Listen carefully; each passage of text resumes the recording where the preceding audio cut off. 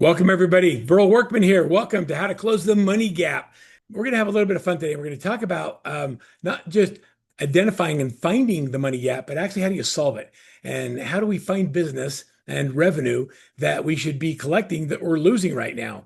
So many people struggle with this in their business. And I promise you, by the end of the webinar, we're going to have, you're going to have clarity on where the real issues lie and how to solve them. And so I'm excited that you're here, and I want to thank you for being here as part of this webinar today. Now that I know you all know how to use the chat box, if you have any questions or you want me to spend a little more time on a theme or a topic or a subject, go into the chat box, just ask the question. Super Taylor and Candace are here with us from the Workman team, and they'll monitor that and they'll raise their hand to make sure that I see the questions as they come in. So we're off to the races. So let's have a little bit of fun. So first of all, most teams, they know what to do. They have been in the business for a long time. They know what and how to generate clients when they prospect. They have a vision of what they want their business to look like. And so knowledge is rarely the problem. What happens is they have this knowledge that sits in their head and in their heart, and they communicate it to their team. But then there's this execution gap in the middle that has misunderstanding between the vision and the intent and what the team actually does, the daily reality. And that creates what we call is the execution gap. I'm going to say that your team fails at the level of your system. Most people don't have a people problem, they have a process problem. And I want you to think about that for a minute. Can you think of any time recently in your business where you had such clarity on something you wanted implemented by your team, you've communicated, and then the result you got back didn't even resemble what that vision was? It was like almost like they were in a different meeting or had like a whole different thing. Does that resonate with anybody? Like, it's so crazy when you think about that. So tell me what that looks like. Give me an example of what that might look like. Execute feels hard right now for some reason. Right now, it feels like we're working harder for less money and struggling to get the same result we got a couple of years ago, and we're not sure why. And I'm going to say that it's probably not what you think it is. It's not that you don't know, and it's not that your people aren't willing to do the hard work. The problem is the execution gap. And I know, Dano, you know exactly what I mean by that. It's the vision versus the reality and the execution when you implement a system or a process or a tool or a technology. And so how do we fix that? So why is it, folks, that this market feels so different right now? It feels different because it is different. The old rules, cold calling, chasing leads, hoping that somebody would call you, out there hustling it, those individual activities don't scale anymore. Relationships and systems and referrals, they do scale. So I want you to think about what I just said. The old rules, the old way of doing business does not scale. So the real question is, what is it that you have that you can actually control? You can't control interest rates. You can't control the market. You can't control whether or not a potential buyer or seller actually is getting ready to move. You can't control those things. So what can you control? Big question. What do you control? I like to think about the only thing I can control is how I show up. It's how do you show up every day? Is you can control the activities that you focus on. You can control whether or not you call through your top 50. You can control whether or not you take the time to share the vision with your team.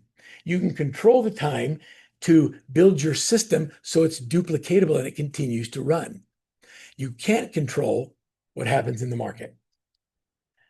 Pressure has a way of showing us what we actually can control.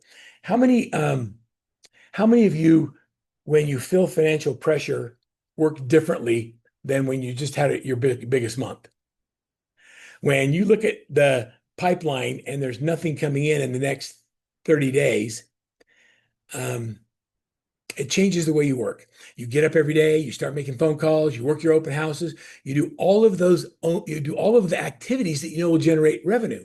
But if you'd have done it 30 days ago, you wouldn't have this problem today. When we feel pressure, and it's financial pressure, what happens is the pressure chooses for us instead of giving us a choice. We no longer have an option for failure. Pressure doesn't create leaders. It exposes them. It reveals who they are.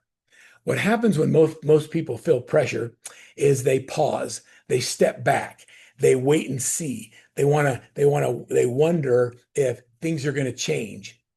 What happens when leaders feel financial stress, when they feel pressure, is they eliminate the noise and they get narrowly focused on the things that they can control. Stephen, I love your comment. We can control our own actions as opposed to the external inputs. And that's perfectly said. So pressure doesn't create leaders, it reveals them.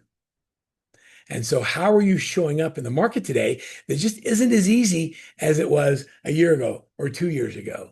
Because how you show up is what really matters.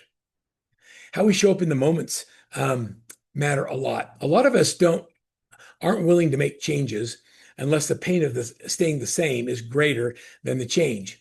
How many of you believe that you're actually present when you're with your family and friends? That you actually when you're there, you're all there, you're all in. If I were to ask them, how would they answer that question? Would they say that you're on your phone, you're always doing a text, you're scrolling? Yeah, thank you, Tammy, for being honest about that. You know, my oldest daughter, Brienne, she went into labor, and I get this phone call that says, Brienne's going into labor. I need you to pick her kids up from school. And her two are in elementary school. And so I was so excited. I get to go pick up my grandkids. So I get in the car and I zoom over there and I pull up in front of the car, in front of the school, and you get the carpool lot. As I'm pulling up there, I see my grandkids come out and they're looking for their mom. They don't see her, and then they see grandpa's truck.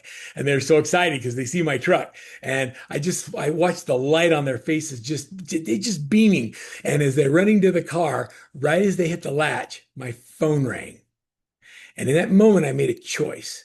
Anybody want to guess what my choice was? Yeah.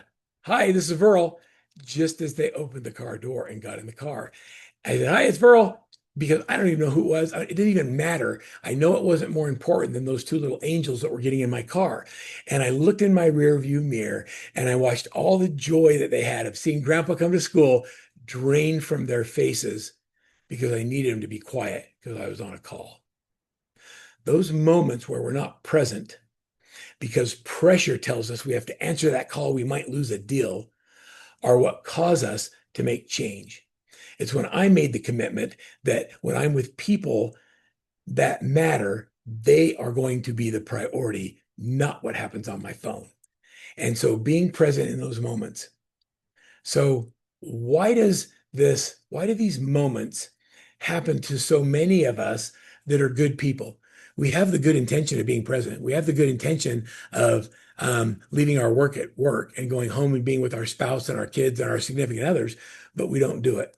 I wonder, I love that Stephen says there's times when he and his wife put their phone down and they just choose to be present. Like we have to, if you don't do that, you lose connection and you lose that thing that brought you together in the first place. And it's really easy to see you drifting apart from the relationships that matter.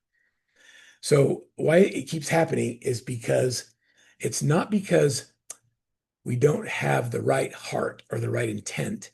It's because we don't have the right operational system in place to handle the things when we have other priorities. We have to be there for everyone and everything because nobody else can do anything as good as we can because we don't have the system, the operational excellence in place to handle it. How much better would your life be if the only calls you took because you chose to, not because you had to? Wouldn't that be a fun life? I think it'd be great. We don't have a agent problem. We have an operating system problem. Why don't we think about this? So here's the trap. People think that they need more leads. Oh, I don't know, Dano, and Dano, you're on video, so I'm pointing at you, but how many times have you thought the solution to your problem is if I just had more leads, we'd all be better? So we spend all this money to generate leads. You ever had that thought? Oh, that's happening in real time. It's happening in real time. Or, if the agents just had better scripts, then we'd convert more. Or, hey, what about this one? If we just added AI to our business at a really high level, then now everything's going to be okay. Or, we really have a marketing problem. Or, I can't make these agents more motivated. How many times have you said this? I don't know why I want it more for them than they want it for themselves. Those are all symptoms, but they're not the problems. The real problem is that the operating system is broken.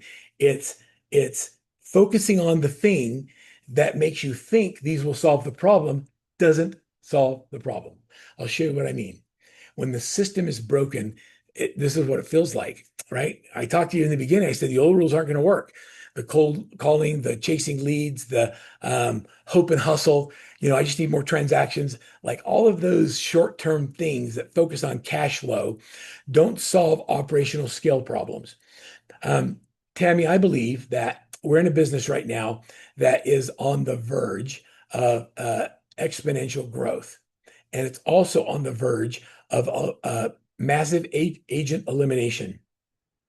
That the teams with the right operating systems are going to scale double, triple, and 10x.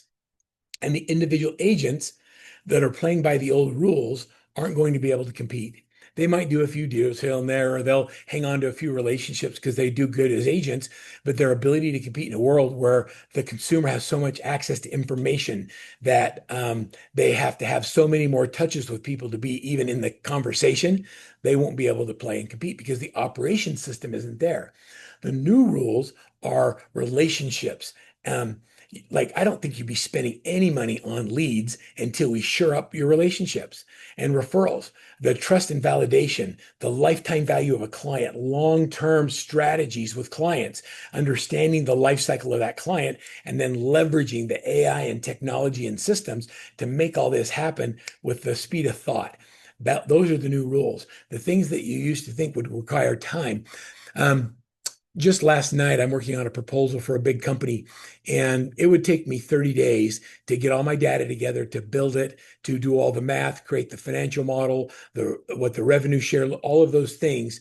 And with my Claude agent sitting next to me, we took all of the notes from all of the calls and all of the setup. We took all of the proposals we've done and everything and put them into a agentic AI. And with a partner that I was talking to, built an entire brand strategy in about 6 hours instead of in 30 days and entire teamwork.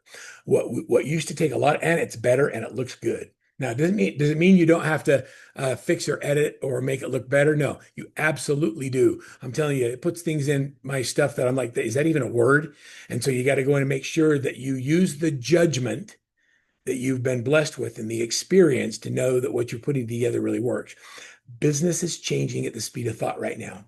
So let me give you the 3 P's of growth. So I'm big on frameworks. Anything you do 3 times, I want to create a system for it. And so this is a framework. And so the framework for having growth in your business to be able to scale, it starts with pipeline, and that's the opportunities moving through the system. We create the opportunity. That's a name coming into the database. We keep it moving. Where are they? What's their status? How do we stay in touch with them through their timing and life cycle? And we protect the momentum. When behavior happens that is consistent with something that requires our attention to it, we're there. And the system lets us know. Humans multiply capacity, meaning I can hire more people. But when I have technology in the system and I have people, it exponentially multiplies the output. It expands the capacity and it leverages the most important part of the business, and that's the relationship part of the business. We have to have both. It's not, do you have people or technology? The answer is both. And then the third thing is the platforms. Systems and technology are what make growth possible. So we scale with systems. It increases the consistency of lead generation, lead conversion, lead follow-up, client experience. It creates sustainable growth. People, it's pipeline, people, and platforms. That's how we grow with intention. Do we have the right people in the team? Do we have the right people in the right seats doing the right things? Do we have a pipeline that is really being run correctly? Can I get into your database and have all the information I need to know that people are moving forward the way they should be and we're seeing their behaviors? And then do we have the right platforms? What most people have is they have the ideas of all of these things, and where they really live is here, is they live in chaos. And because they're overwhelmed with all the things, they do 20% of each of the things okay, but the 80% never gets done. So they never actually get the return on investment of the platforms or the technology or the systems they invest in. I see people that are nodding there. You're like, yep, I get that. I resemble that. And by the way, I'm talking to you as an entrepreneur who is the example of this, the chaos. We create the chaos. I think there's a lot of people that are even on this call today that create chaos just so they feel valuable. They thrive in the chaos, and so they create chaos around them so they feel valuable because that's how they get their validation. Um, what happens in the chaos is pause. What you feel is, I feel like I tried to use a couple of different illustrations to illustrate what chaos feels like. It's this um, it's this feeling of where do I start? Does anybody ever feel like this? Like, do I get an admin or do I get my database going? Once I have my database again, I'll set up my admin. Wait, I got to get my transaction management. Wait, but I need 4 more agents, so I got to get to recruiting. Hang on a second. I got 15 leads that nobody's called. Oh, I don't know why my agents aren't doing anything. And you come in and you have all of this. What do you choose to do? What do you do in the midst of the chaos? We take the low-hanging fruit. We take the easy laydowns and we go work them because they generate revenue, and everything gets left on the sidelines. And the money in your business is in the B and C leads. It's in the long-term follow-up of all these relationships you have. What your team feels is you're feeling chaos. What your team feels is overwhelmed. You keep dumping on them. They're busy, but they don't feel like they're productive because you're never satisfied, because you go from social media systems to admin management to follow up to recruiting to database to automation. And so they don't feel like they're ever making you happy. And there's no clear picture or priority of where we're going. You look at the compass and they say, where are we going? You say, just go one way. I don't know, wherever. And so you're jumping between tools and technology. There's no clear path. So how do we solve it? Isn't that the great question? Like, I know you're laughing with me. Like, go in the chat. Tell me if like this resembles your business at all in any shape or form. I want to know if I'm resonating with the group today. Like, if you feel chaos and your team's frustrated because they can't please you because you all the stuff. Like, is anyone besides me feel this way? Because when I feel this way, that's when I have to slow down and say, okay, how do we solve it? Dano, I'm so glad you're here. Nobody else feels chaos. So we took we took 6 months of recording business consultations from team leaders who are interested in getting a personal coach. And we took all of their recorded conversations on what their most urgent business problem is to see if there was consistency between the hundreds of people that we talk to every single year. And what we found is the overwhelming number one most urgent business problem is there's too much for me to do. I have too much chaos in my business. I'm feeling overwhelmed, and everybody's telling me I just need to do more of something. And telling me to do more is not the problem. There already is none of me left. Tammy, does that resonate with you at all? And so, how do we use systems to eliminate the fatigue? In chaos, you have duplicated effort, you have missed follow-ups, you have inconsistent client experiences. Has anybody ever have a client who you could have solved the problem if you'd have known about it sooner, and then you ended up losing a deal or losing a referral? Your staff's burned out. Well, what do you think it costs you when you lose a transaction? Like one deal. Like what is the cost of having a bad client experience, or not following up with someone that you said you'd get back to, or a lead that said they were ready and nobody on your team even called them? What does it cost you when you lose a deal? Has anybody ever done the math on that? What is the opportunity cost of chaos in your business? Anybody want to take a guess at how much business they think they've lost so far this year in income just because they aren't organized correctly? Anybody want to guess? Tammy says, yeah, the income for the lifetime of a client is a lot. Yeah. What, 10 grand, Tammy? 50 grand? 200,000? Yeah, neighbors, referrals, all that stuff. Like it's massive. And so people think, oh, I'm going to get a coach. And so I need someone to really, but you don't need motivation. You don't need, like, if I have to motivate you, I don't need you. Tammy, if I have to get up every day and tell you, hey, you can do this, believe in yourself, go stand in front of the mirror and say 15 things, I'm a winner. Like, that is not what you need. I know you're already working hard. I know you're motivated. I know you care about your family. I know that you want to do the right things. What we need is direction, not motivation. Effort's not the problem, it's clarity. It's where are we? Where do we need to go? What's the gap? And what are we going to work on next? And that's how we build a profitable business.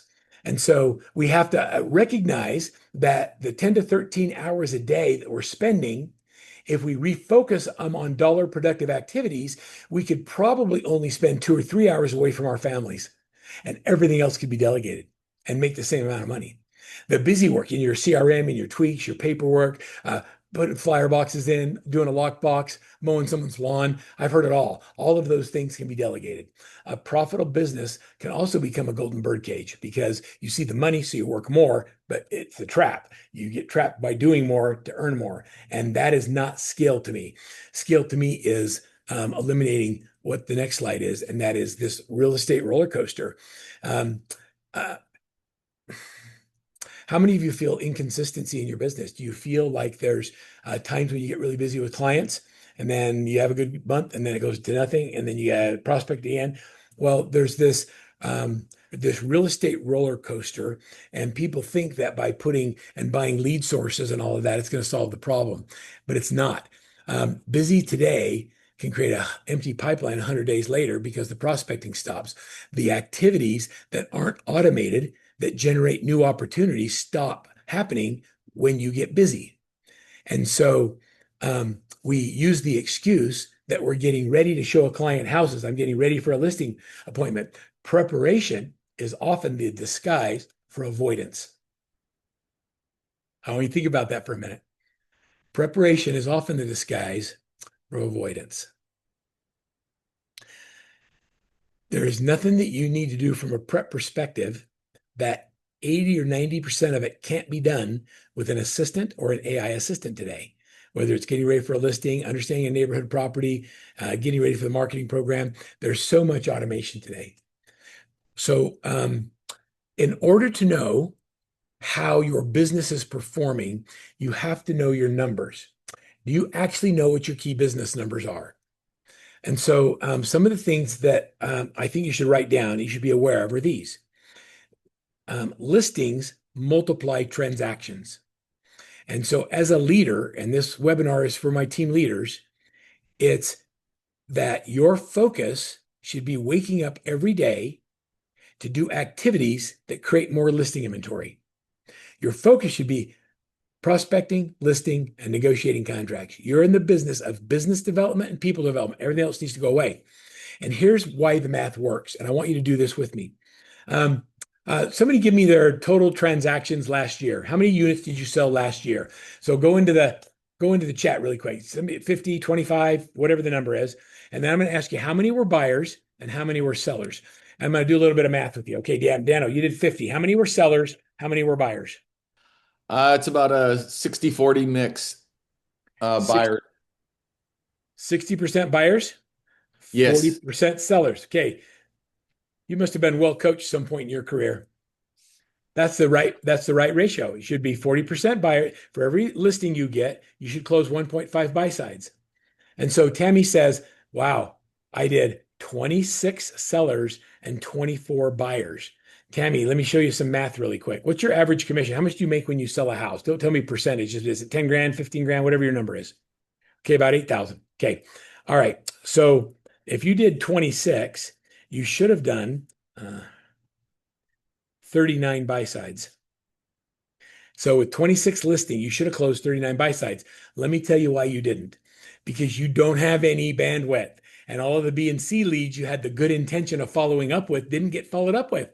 And so you took the A ones and you got them closed, but there's massive amount of money. So what did it cost you? Let's just do the math on that. So you did 24 buy sides. So that's 5 and 15. What's 15 times 8? Yeah, that's $120,000 in lost income. Now, that's not money you might make. right? That's like money you lost. It's not coming back. It's gone. And so you have to understand that's revenue leakage. It's equity. And so the formula is it's right on your screen. One listing should generate between 6 and 8 leads per month. When value leaks out of the system, it doesn't happen. For every listing you generate, you should close 1.5 buy-side transactions. And when it's not happening, we ask the question, why? And what does it look like to scale? But see, because you don't have somebody in your life that understands this at a big level, I don't know, Dano, I coached Dano how many years ago? 20 years ago? Off and 15? on for 30. Yeah, off and on for 30 years we've been together. And his ratio is exactly where it should be. For every listing, he did 1.5 buy sides as his team. And he's in Maui and he's selling expensive houses. And so understanding that opportunity cost is a big deal. Okay, so how do you plug it? So Tammy, you have to start asking the question, if not you, because there is no more of you to share, then who? So if you're not going to work those buyers, who is? Do you have buyer's agents? Yeah, well, I mean, I'm still having problems with my buyer's agent, who's my sister, but Okay. put a lot Okay. of leads in her hands and they are not converting. And we tried working on that. So I'm working on a new system. Okay. Well, let's just say that we don't have a people problem. We have a system problem. But how many active listings do you carry? I think I have 9 right now. Okay. It's So for typically somewhere between 7 and 10. Tammy, I'm gonna give you real coaching for a minute if you're open to it. Yep, Can I have permission to be straight? absolutely. Okay. If you have 9 listings and you generate and they're worked properly, you're doing open houses on steroids, you're knocking doors around the houses, you're marketing, you're actually doing the marketing around the houses, you're going to generate 6 to 8 leads per listing. So this 9 times 8 is what? 72? Yeah. Every 25 leads we generate, we need to add a buyer's agent. You need 3 buyer's agents. You're giving your sister so many leads. She's doing what you're doing, trying to cherry pick the ones that are ready to go right now and doesn't have the bandwidth to follow up the B and the C's. So you have not enough people for the opportunities you're creating. And it's killing your brand in the marketplace because you don't have any consistency in your follow-up with the leads that are being generated on the opportunities. And you can say that, oh, I do a pretty good job. No, you don't. So understanding that, how do we fix it? So I can help you fix that. We're not going to do it on this call, but I'll help you fix it. You can fix it. So you got to have the right number of people and the right system that is duplicatable that everybody follows and the right expectation for conversion so that you know whether or not your people are performing. Every business, every team has a culture, and that culture is either intentionally created or it's accidentally created. And my guess is, and you don't have to tell me, but I'd love you if you did, what kind of split is your sister on? Too much. More than 60%? 70. 70. Okay. Is she doing 24 deals a year? No. Okay. So we don't have clearly defined roles and responsibilities. We don't have clear set goals, and we've created compensation that disincentivizes the behavior that we want from the person. When you overpay someone, they're incentivized to sell less because they make so much on a transaction. And so when I have the right compensation in plan and we do the right things, I don't think you should have a buyer's agent on your team that does less than 24 deals a year, 2 deals a month. That's the standard. And they should make 100 grand. So let me ask, if your sister were on the call with me, I would ask her this. What's more important to you? The split you're on 70% or the $100,000 you'll make if you follow my system? Would you rather make 100 grand or would you rather have a big split and make 30? What do you think her answer would be? He wants to make the 100 grand. Yep. Yeah, I am in the process of looking at other options as well, but I got you. That we have this is all we do. It's all we do. You don't even have to think about it. Right? You need to plug into the system. Okay, so the systems. We did I've been doing a lot of research and I've been looking at our coaching clients. I've been coaching as Workman high performing teams for 11 years, literally thousands of teams. And on coaching calls, which are all recorded, I strip out all of the identifiers, but I take all of the problems and constraints, and then we find patterns or rhythms. And then we build systems and processes, and we coach to what the real problem is or the real underlying problem. A lot of people treat the systems, but they don't really understand the constraint. The symptom is what's above the waterline. What you see is a pimple. What's underneath is a core root. It's skin cancer. And so you see the symptom of a pimple, but you're not treating the cancer that's underneath. And we've got to treat the real constraint. The symptom is not enough leads, low conversion, inconsistent income, no time, team not performing, expensive marketing, burnout. The underlying system is I don't have a team system, is I don't have a clearly defined roles of responsibility. I don't have the right compensation plan. I don't have a daily huddle or agenda. Those are all things that we follow. Okay, so what happens when you move from chaos to a operationally efficient team is people have clear ownership on outcomes. All of your follow-up is automated before, during, and after transactions. Clients have much higher level experiences because they're dealing with the right people at the right time in the transaction. Team energy improves and it's fun to be there, and it protects the lost income and the lost revenue that's falling out of the cracks. And so when I look at any area of your business, and so Tammy, this would be good for you, but it's really good for everybody. I want you to look at this. When I have a problem, I have a person on my team that's not performing at the level they should. And your sister's probably awesome. Like it's not about her. It's like if you have anybody on your team and you're not getting excellence out of their role, I've come up with 5 things that cause the problem. Is it they don't have clarity on what was expected or what their role is or what the outcome needs to be? Is it their capability? Are they even capable of doing the thing that I'm expecting them to do? If they're not, then we coach and we train and we develop. If capability is not there, then you're expecting something that's not possible. Context is huge.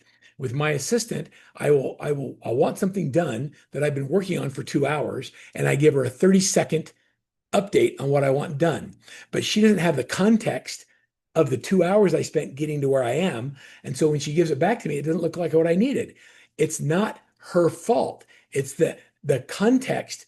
She's looking at it from a different lens. And so we have to get on the same page to make sure we have the same context. The next one is the competence. Does the person have the competence to actually do the thing you're asking him to do? And do you have the confidence in them? You're answering your own questions. And then the last one is the commitment really there? Commitment to their family, commitment to the consumer, commitment to the team, commitment to the process. And if they lack those things and you can't solve for them, then we just top grade. You need to hire the right people who are hungry and humble and they're teachable. Instead, what we do is we just freaking chase shiny objects. And we think by chasing all these shiny objects, oh my gosh, our life's going to get so much better if I just get this. I was a couple weeks ago, I was in St. George, Utah, and St. George, Utah is on the way to Las Vegas. So I live in Salt Lake City, about 4 hours south of St. George, Utah. It's like a Las Vegas temperature, but it's still in Utah. They play summer games there, world pickleball tournaments. They have great bass fishing. We have a little condo there. And so I was at my condo, and it was a Sunday, and I remember looking at my day, feeling like I have the whole day, and I'm by myself. And I thought, I'm going to go take the fishing boat out, and I'm going to go to Sand Hollow where they've got record bass. I'm going to go fishing. So I went out there, and before I went, you know what I did? Okay, and so I don't know if there's anybody else that loves to fish here, but I went on ChatGPT, and I said, I'm going to fish Sand Hollow. I've never fished it before. Show me everyone in the last 30 days who have posted fish from Sand Hollow, what they caught it on, where it is, and we'll go from there. So it built it for me and says, okay, here's all the lures you need. So I went over to Cabela's and I got all my lures. And then it said, okay, would you like me to draw you a heat map of where they're actually catching the fish? I'm like, heck yeah. So it went in and it drew me a heat map. So it's draw a heat map where all the fish are. I've got all the lures that people are catching them on. And I get on my fishing boat. Now, I don't know if you can see in this picture, but that's my fish finder on the front of the boat. You can see all those little dots on it. Those are all fish. I'm on top of all of these fish. And I'm throwing out these lures and I'm trying different things and I'm in the spot and then I go to the other spot where the heat map is and I don't catch anything. I got nothing. And I'm like, what the crap? I have it all. I have the heat map. I have ChatGPT. I got all the stuff I need. I went and bought like I can't even have fishing stuff shipped to my house anymore. I have to send it to my office because my wife thinks that that's her permission to buy handbags, and hers are a lot more expensive than my lures. And so I stopped having it shipped there. So the next day I said, you know what I'm going to do? I'm going to find someone who knows this lake. And I went on Facebook Marketplace and I found Colton. Look at Colton, dude. He is a professional fishing guide. All he does is fish St. George lakes. And I got him on the phone. I said, can you take me out tomorrow? He said, well, I'm busy. And then he said, okay. So he said, I can take you out for about 2 hours. And I said, great. Well, good news is I went on ChatGPT and went to Cabela's and I have all this stuff. He says, don't bring any of it. You can bring a pole. I'm like, why? He says, I'll put you on the fish. And so I got in his boat and I brought my single pole and he's got live scope and we started throwing the lines out there. And what do you think happened? Anybody want to guess? Yeah, I started catching fish. Those are the fish we caught that day. We started catching bass. When I got done, I was so bugged. When he showed me his life scope, he's looking at the life scope. This is kind of a cool thing. I don't have this on my boat. You can look at that's the actual grass on the bottom. And when I put my line in, you can actually see, if you look below the number 60, there's a little dot. That's my lure dropping down in the water live. And then if I had video on, you'll see a fish's head pop up out of the grass. I can literally watch the fish come up and take the bite, hook it, and bring it in. How cool is that? I'm catching fish. I get home. I'll tell you, the worst thing is going home and having your wife know that you just spent $300 at Cabela's and say, so how was fishing today? Oh, it's pretty good. Did you get anything? No. Like, I hate that. And I went back and I'm like, yeah, I'm sending her pictures as I'm catching all these fish. And so I said to Colton, I said, Colton, he showed me what to use. We used 2 lures the whole day and we caught all these fish. Does anybody know how much the lure companies spend to make a fishing lure? You know what? This is nuts. They spend $50,000 to $200,000 to make a single lure in research and development, in colors, in making it look bright and brilliant, making it mimic the real fish that are in the water. And the whole purpose of this lure is to distract the mama bass who's sitting on her nest protecting her egg and have it be so attractive that she leaves her nest and gets caught and killed. The purpose of the lure is to destroy what you're trying to protect. Think about that. I got done and I was really bugged that I didn't own either one of those 2 things that Colton told me. And so I went to Fishing Warehouse because it's an online like Bass Pro Shop, so you can order all the stuff. And like this is just the lures of one type of lure in one aisle, and there's 40 aisles. You know what this is to me? This is real estate technology. It's all the things you could buy in your real estate business. All you have to do is sell one more house. If you buy this, you'll catch one more fish. If you buy this, it's like all the stuff. And I didn't know what to do. So I actually sent Colton a text and I said, dude, I'm trying to find that thing. What is it? He says, you need 2 things. This is the actual text. He says, you need a jack-tailed deer coop spinner and you need a Keitech Swim flat swim bait. And then you cut the head off the swim bait and then you put it on that. And it mimics the fish. And that's what we caught all these fish on. This one right here, the one on the left, the jack-tailed deer coop, that's called a reaction bait. When bass are spawning, they're laying their eggs, they don't eat. They're not hungry.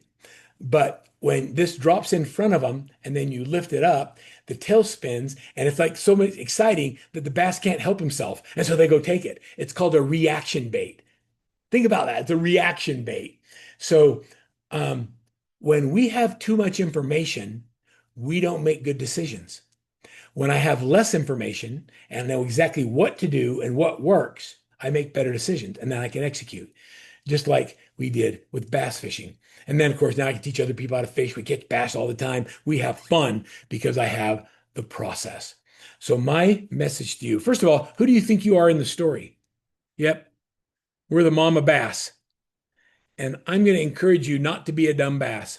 Don't leave the thing you're trying to protect chasing shiny objects because they're so bright and wonderful when you don't even have the basic fundamentals in place in your business. We need to make better decisions. And really, that's what coaching does. Coaching doesn't add information, it removes unnecessary decisions. And so when I'm working with a client, when we're working with a team leader, instead of having to try and figure everything out, when you have all these choices, it's push the green button. Dano, I need you to push the green button. Just push the green button. You push the green button, everything's going to be okay. You know, there are a million buttons. Do you need them all? No. No, just push the green one. Like that's the beauty of having a relationship that is has the market knowledge, the team expertise, and the proven track record to help eliminate the noise and keep you from being a dumb bass. And I have dumb bass stickers everywhere on my phone. I am constantly being reminded not to be the dumb bass because I'm always chasing the shiny objects. Mike Koch, I don't know if you know Mike Dano, but he's a great guy. He came to work when he was doing about 10 million, doing about 53 houses and about 375 in GCI. He had a part-time assistant and he had an account manager, he had a full-time admin, but he did everything else. And all of a sudden he got to the point where when you're this good at business, you attract more business than you can handle. And you have to start saying no to the business or no to the things that matter more in your life. And what happened to Mike was really fun to watch. By year three, he was at 75 houses and 25 million and almost at a million. He had full-time team members now with buyer's agents and a showing assistant. But more importantly, he now had his life back. He wasn't working evenings and weekends. By year six, these are really funny AI generated pictures of Mike. That's not what he looks like anymore. He had sold 134 houses, 70 million. He had 12-time agents and he had listing assistants and showing assistants, and he didn't have to be in the business anymore. He still is in his business. He loves his business, but he's there because he likes it and he chooses to do the things he enjoys, not all of the other stuff. And it's been really fun to watch him grow. What happens when you have the right systems? Dylan's a father of four. And his big deal was he came from a successful insurance business into real estate. And he wasn't sure how to transition his knowledge and relationships into the business, but he wanted to help more people. He wanted to help more people, and he wanted the money that came in as being a team leader. And so all of a sudden, he went from financial hardship to a consistent six-figure business to struggling to support a family of six. Now, these are his problems when everything fell apart. He built his team. He had the wrong splits. He had too many responsibilities. He hired people, but he didn't have the systems and processes to train them. And so today, when you look at his business, in 1 year, he grew almost 400%. And he has a thriving business today. But more importantly, he's present with his wife and his kids. So do you want more time for what matters most? You have to build the systems and you have to, and it's easier if you have a guide in the process. You don't have to have a guide. You can do it yourself. But like, I've decided that whenever I fish a new body of water, I'm always going to call a guide so that my experience is good. I want to learn how to do it right in the beginning so I don't have to go back and fix it. Everybody wants to know, how is AI impacting our business? AI is a blessing and a time suck. AI gives you access to information, knowledge, and data that it used to take a long time to create. It accelerates your ability to make course corrections and have good judgment in your business. It doesn't replace judgment. So the AI cannot replace you. It doesn't replace relationship. So what are the areas that we're having AI help in our businesses right now? Number one is we have in our coaching platform, we have AI intelligence that looks at all your business numbers, that it tells us whether you're on track or not on track, what your conversion rates are, what are the things that are happening right. You have AI in your database that's looking for predictive things that tell you whether or not people are going to move. We use AI in lead generation, lead conversion, and client communication. We use AI in operations, and we use AI in sales performance. We have AI listening to sales calls. We have AI that is giving better scripts. We have AI that's teaching you how to show up differently for your clients. AI can work in all of those places. So AI is a tool that is critical to where the business is today and where it's going.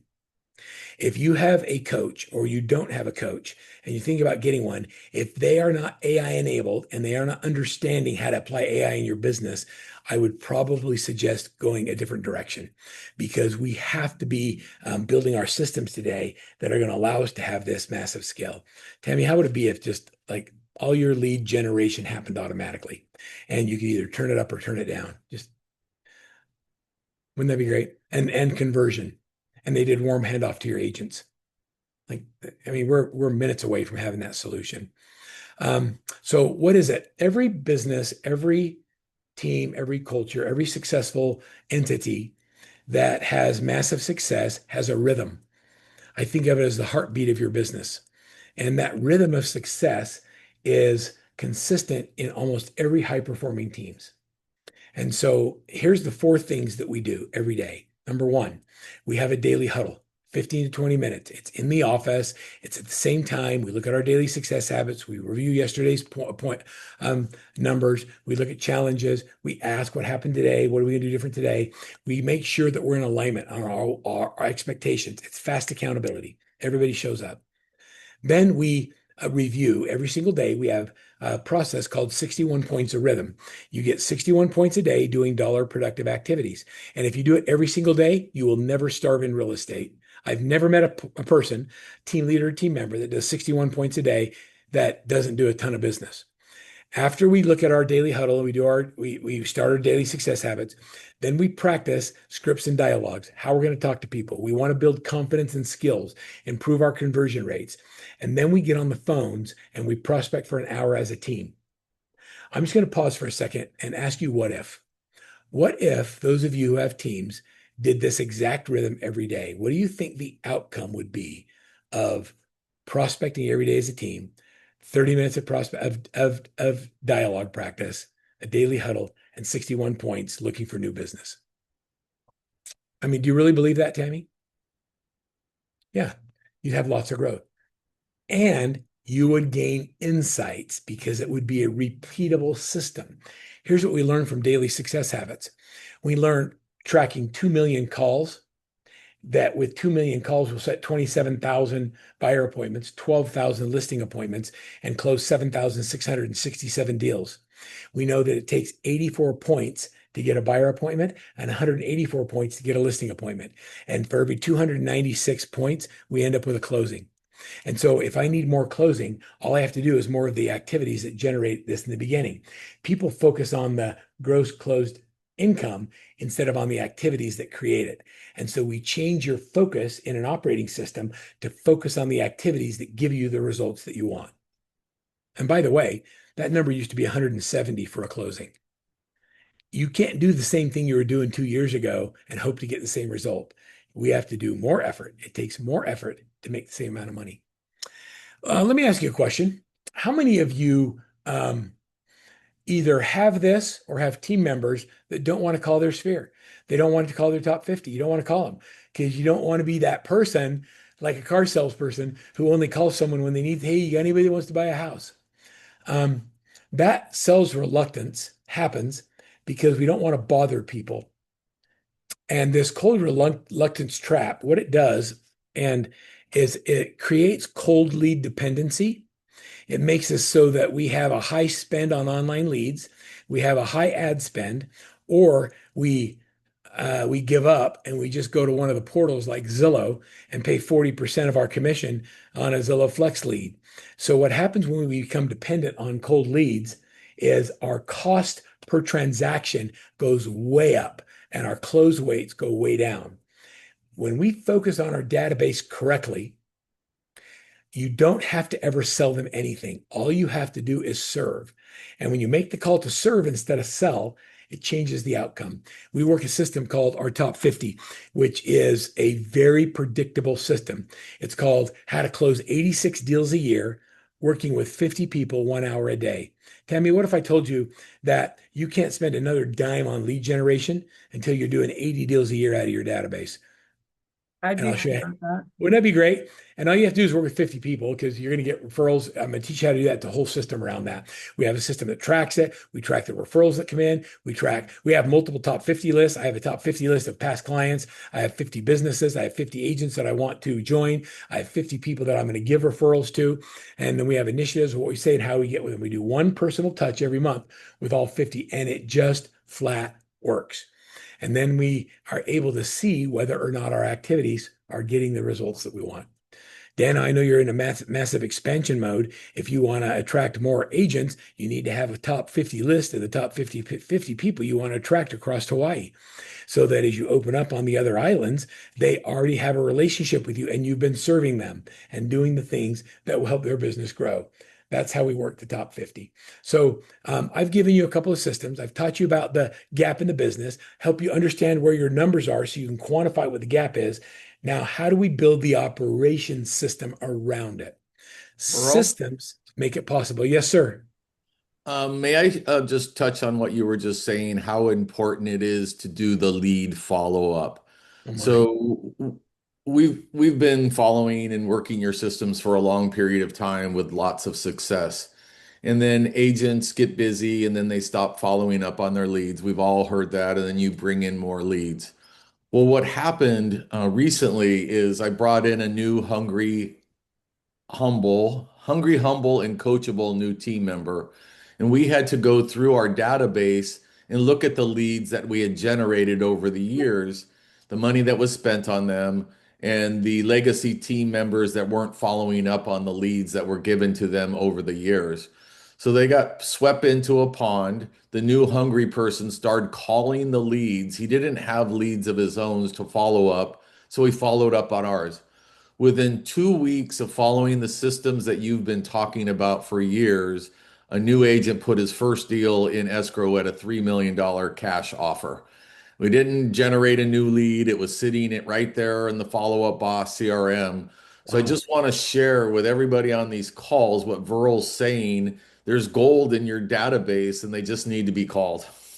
Right. And the hardest part is making the call, picking up the phone, it's dialing the number. Thank you, Dano. I appreciate that. And I appreciate um, watching your career and all of the success you've had as you've brought your family into the business and having them be successful. It's been just a joy to be on the sidelines and be part of that journey.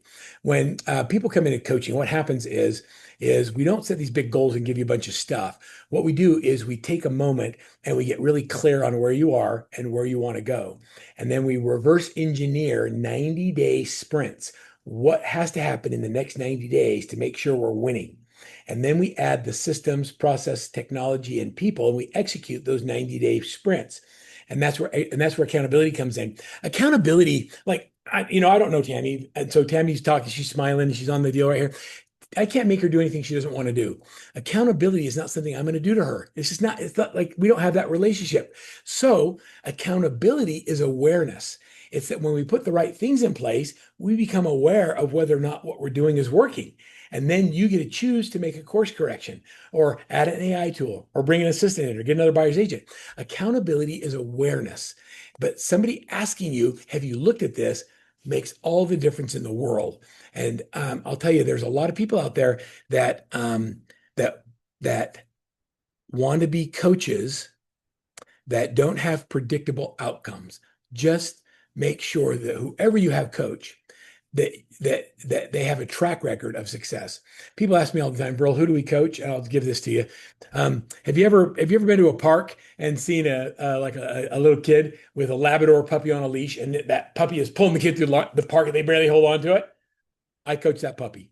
If I have to put meat in front of your nose or motivate you or talk you into doing something, it's okay. There's other people for you. But if you're hungry and you're humble and you're coachable and you believe you're capable of performing at an entirely different stratosphere, then I want you to grab one of these QR codes and sign up for a coaching consultation.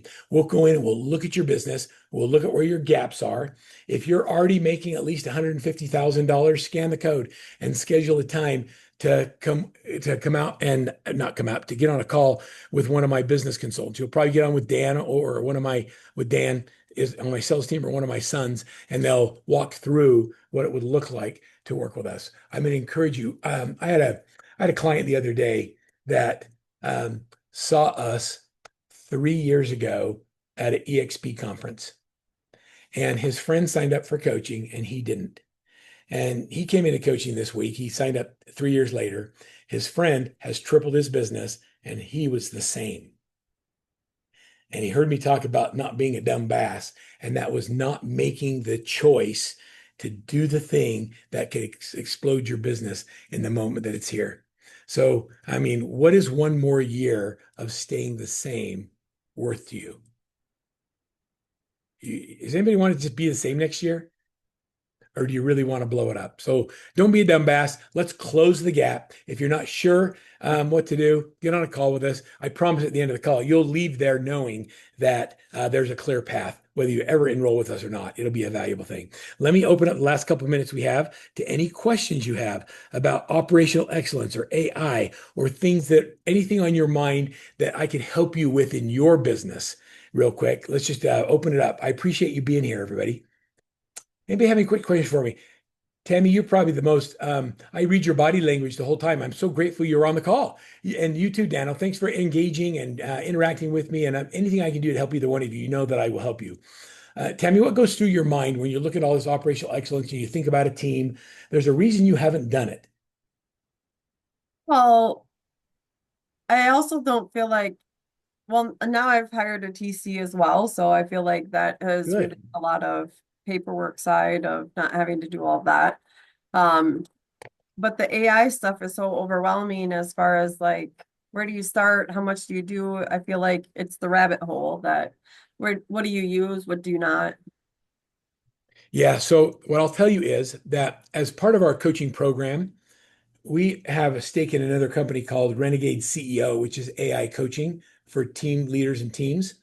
And we give that to you. It's $5,000 a year if you signed up. It's part of I didn't talk about it today, but when you and your coach are having and you're going through what's next, when the next thing is AI, they'll turn that on and say, okay, now I want you to do these videos or watch these things on how to build these pieces of AI in your business.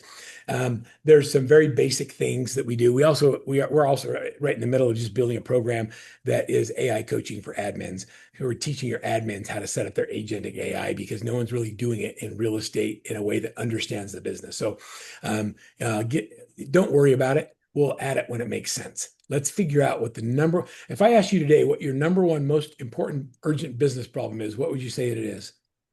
I'm just putting a lot of systems in place. And so it's the busyness of things that aren't making you any money. Mm-hmm. Okay. And what's the purpose of the system? Why? Because I switched brokerages recently and my systems are not in place and I'm kind of chaos.